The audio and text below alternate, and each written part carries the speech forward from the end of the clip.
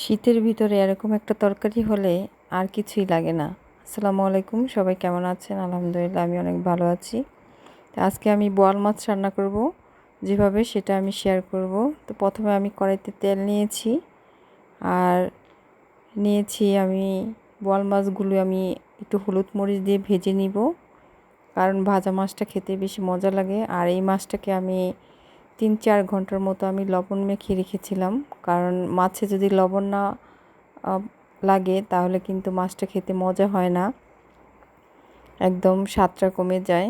যতই আপনি মশলা দিয়ে রান্না করেন, মাছে লবণ হলে কিন্তু মাছটা খেতে বেশি মজা হয়।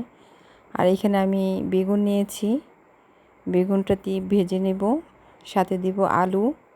বেগুন আর আলু দিয়ে আমি মাছটা রান্না করব। এখন আমি আলুগুলো ভেজে নেব। আর এভাবে তরকারি রান্না করলে এমনিতেই অনেক মজা হয় খেতে। আমি কিন্তু বেশি তেল দিই নেই, বেশি তেল দিলে কিন্তু আলুটা একদম ভাজা ভাজা হয়ে যাবে। আমি হালকা একটু ভেজে নিয়েছি। তারপর আমি দিয়েছি পরিমাণ মতো তেল, আর আদা রসুন বাটা, আর পেঁয়াজ বাটা, আর দিয়ে দিব হলুদের গুঁড়া, মরিচের গুঁড়া, আর ধনিয়া জিরা, স্বাদ মতো লবণ দিয়ে আমি ভালোভাবে পানি দিয়ে একটু কষিয়ে নিব। আর যত বেশি কষানো হবে, তেলটা ভেসে উঠবে, ততই আরও তরকারির স্বাদটা বেড়ে যাবে। এখন আমি সবগুলো তরকারি, ভাজা যে তরকারিগুলো ছিল, আলু আর বেগুন, সেগুলো আমি দিয়ে আবার ভালোভাবে কষিয়ে নেব। যখন একদম কষানো হয়ে যাবে তখন আমি মাছটা দিয়ে দিব, আর পরিমাণ মতো পানি দিয়ে দিব। পানি দিয়ে তারপর আমি ঢেকে দিব। তো এটা কিন্তু একটু ঝোল ঝোল থাকলে বেশি মজা হয়।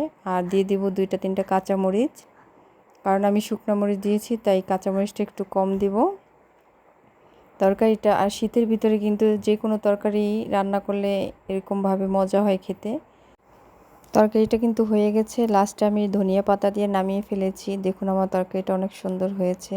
তো ভালো লাগলে লাইক দিবেন, কমেন্ট করবেন, শেয়ার করবেন। আল্লাহ হাফেজ, আসসালামু আলাইকুম।